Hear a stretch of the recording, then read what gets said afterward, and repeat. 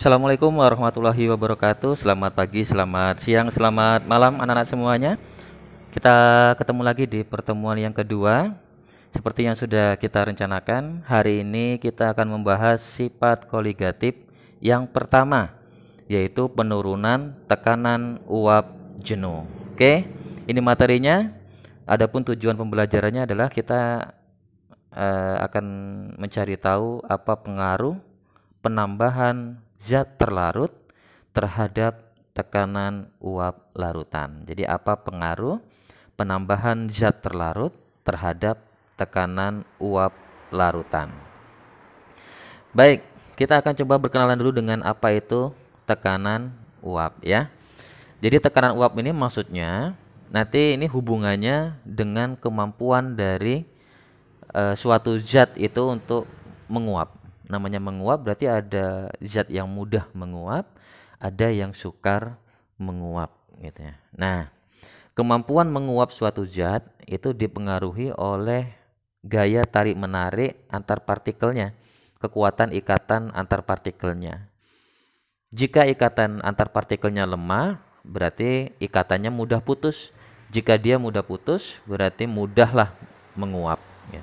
Mudah menguap menyebabkan berarti tekanan uapnya tinggi gitu ya.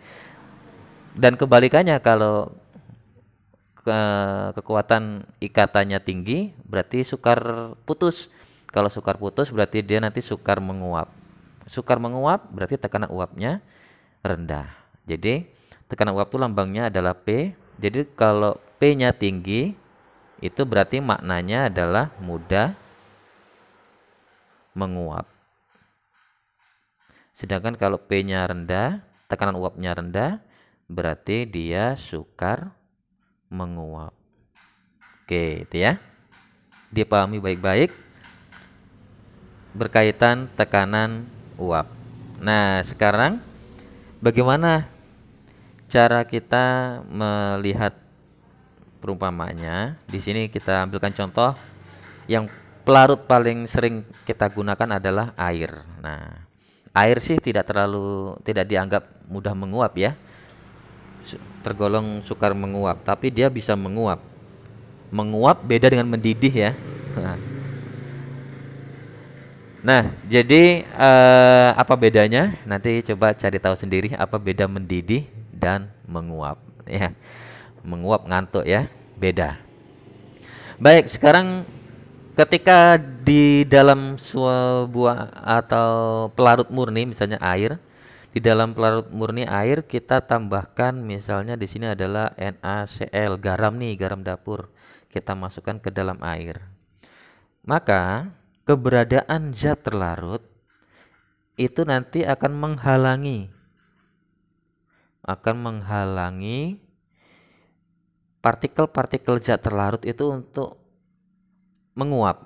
Nah, misalnya kita ambilkan contoh di sini, kalau semula eh, di air murni itu banyak partikel zat terlarut yang menguap, maka pas di larutan garam, maka hanya ada beberapa partikel yang bisa menguap. Yang lainnya terhalangi oleh keberadaan zat terlarut.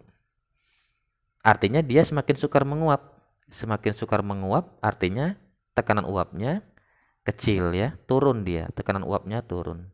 Jadi misalnya di sini semula adalah 20 mm Hg misalnya, turun kemampuannya menjadi misalnya tinggal 18 mm Hg.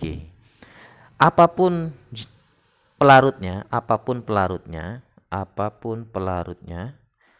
maka nanti apapun pelarutnya, maka ketika ada penambahan zat terlarut, selalu akan membuat tekanan uapnya akan turun. Jadi zat terlarut ini nanti akan menyebabkan tekanan uapnya turun. Semula misalnya dilambangkan P0 menjadi P. Berarti selisih antara P0 dengan P ini nanti disebut delta P. Nah, delta selisih antara waktu dia murni sama ketika sudah ada zat terlarut. Karena selisihnya itu selalu turun, kan selalu turun nih antara murni sama larutan, selalu turun. Dari ini dicontohkan tadi dari 20 jadi 18. Dan apapun pelarutnya nanti akan turun ya, akan turun. Maka karena selalu turun, penambahan zat terlarut itu akan menyebabkan tekanan uap pelarut tadi turun. Itulah kenapa dinamakan penurunan tekanan uap. Jadi judul kita nanti ini akan menuntun kita untuk memahami bahwa adanya zat terlarut, penambahan zat terlarut akan menyebabkan tekanan uapnya akan turun. Turun dia, ya. Seperti itu. Nah, bagaimana menggambarkan makna tadi ke dalam rumus? Maka oleh ilmuwan yang bernama Francois Marie Raoult, ini dia ilmuannya. Maka untuk mengetahui berapa tekanan, untuk menghitung tekanan uap baik dari pelarut maupun larutan, maka kita bisa buatkan rumus seperti yang ada di sini ya. Ini rumusnya. Jadi PA itu siapa? Tekanan uap dari komponen A. Komponen A nanti tergantung ya.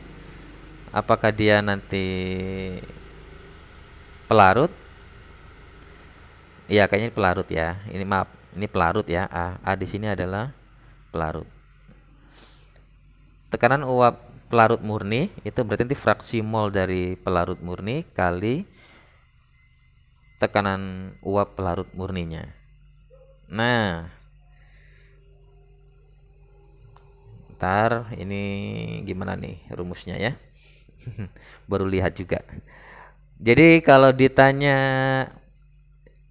tekanan uap larutan, nah ini dia. Maka kita bisa jabarkan dari pernyataan yang di atas ini. Itu nanti kalau diturunkan rumusnya ya, itu rumusnya kalau diturunkan nanti jadinya seperti ini. P larutan, tekanan uap larutan itu sama dengan X pelarut. Nah, X ini apa? X di sini adalah fraksi mol. Nah, fraksi mol dari siapa? Fraksi mol dari pelarut. Nah, karena di sini ada keterangannya. Fraksi mol dari pelarut. Dikali P0 atau P derajat ya sebenarnya. P derajat pelarut atau P0 ini artinya adalah pelarut murninya. Waktu dia masih belum ditambahkan zat terlarut ya, pelarut murni. Berapa tekanan uapnya? Tekanan pelarut murni ya. Ini rumus yang pertama.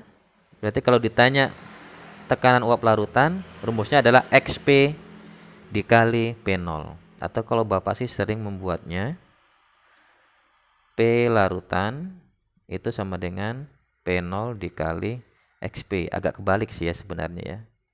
Tapi namanya operasi perkalian, nggak ada masalah dibalik ya. P0 dikali XP, P larutan. Oke. Sekarang gimana kalau yang ditanya adalah penurunan tekanan uapnya? Kalau ditanya penurunan tekanan uapnya, maka kita gunakan rumus yang kedua. Delta P sama dengan X terlarut dikali P0. Nah, P0 ini sama. P0 dengan yang di atas ini sama. Nah, yang membedakan adalah berarti untuk mencari P larutan sama delta P itu hanya ini dia. Yang satunya pakai XP, yang satunya pakai XT. Nah, hati-hati. Jadi kalau P larutan XP kali P0. Tapi kalau yang ditanya delta P, berarti rumusnya XT dikali P0. P0 nanti ini ada di soal. Jadi kita nggak usah pusing ya, ada di soal. Berarti tugas kita nanti kalau mau mencari yang dua ini, ya berarti tugasnya hanya menghitung. Ini dia, inilah yang harus kita dicari ya. Baik XP maupun XT. Demikian penjabaran untuk fraksi mol. berkaitan contoh soal, silakan lihat video berikutnya. Terima kasih. Assalamualaikum warahmatullahi wabarakatuh.